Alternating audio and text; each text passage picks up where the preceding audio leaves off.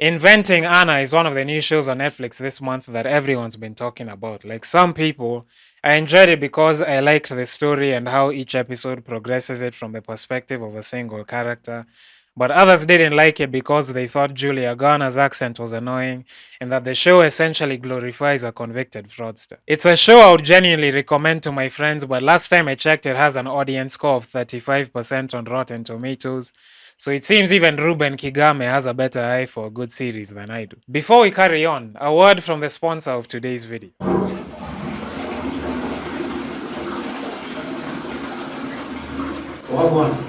First of all, I think it's important to understand that Inventing Anna is basically a dramatization of the real story of Anna Sorokin, a German woman who spent years in New York City as a fake heiress under the name Anna Delvey.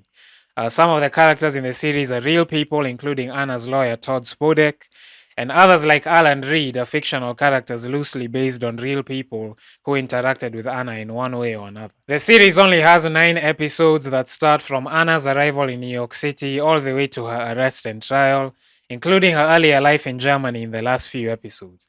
The series also follows the story of Vivian Kent, a fictional reporter working on Anna's story for the fictional Manhattan magazine. In a nutshell, Anna's basically painted as a massive snob throughout. I mean, yes, she's charming, and yes, she's a natural leader, but she also cares more about getting a good Instagram photo in her hotel room than she does about actually paying for it. If there was one person that I could sacrifice for a good roundhouse kick at the altar of Chuck Norris, she'd definitely be top 5 on my list. One of the real people depicted in the series is Rachel DeLoache Williams, who is played by Katie Lowes, and she's the only one I've seen who's been critical of it. She's been reposting headlines from different publications criticizing the series on her Instagram. Back in 2019, Rachel did a video with Now This News summarizing her experience with Anna and how she got scammed. It's basically the same story we see in the series. They go to Morocco, Anna's credit cards are declined at the hotel, and Rachel offers hers because she sees no other way out of a situation in which the hotel's managers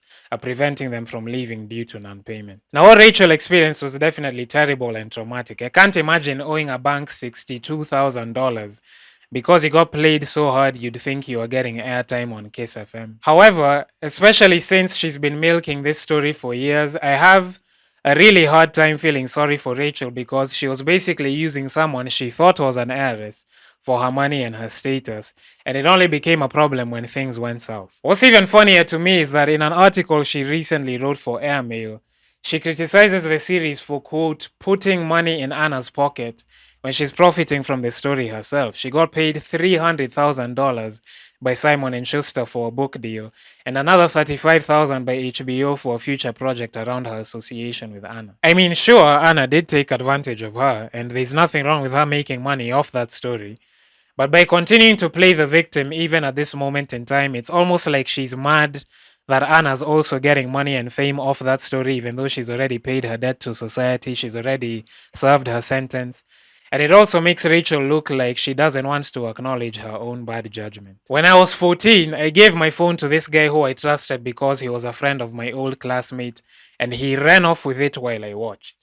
People make dumb decisions out of their naivety and their greed every single day, but not everyone gets paid 2.308 Stormy Daniels to write a book about it. Personally, I think anyone saying the show paints Anna as some kind of hero either hasn't watched it or has a very different idea to what a hero is from me. Julia Garner and her acting, for me, did a very good job of making me root against Anna, especially towards the end of the series. She goes to an intervention set up by Casey and Rachel and gaslights Rachel for being dramatic just because she asked for her money back.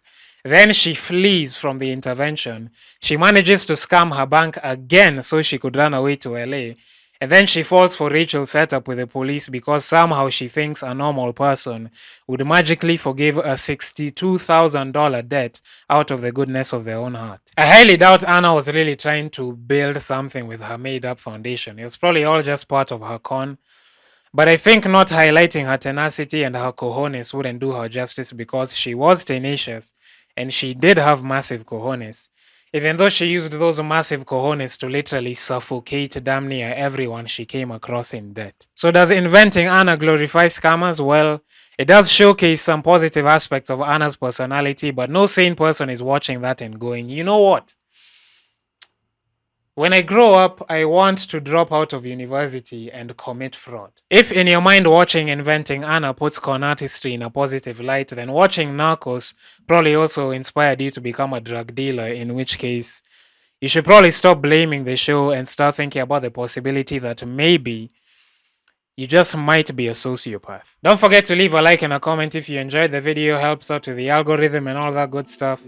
And subscribe to the channel if you want to see more videos like this. Check out the link in my description for links to the rest of my social media. And yeah, I'll see you guys in the next one. Buddha me say rapper, still finna hit you with a 16. Shake up the mic and spray these bars like it's whipped cream. I'm dropping bombs like Ugandans on that big screen. Niggas all about the dripping purple like the Android 15. Have you laughing on the tube? Call me Clark Kent, I'm changing up these flows up in the booth. Chapodondo and some juice. In Nairobi all we do is win or hustle, never lose.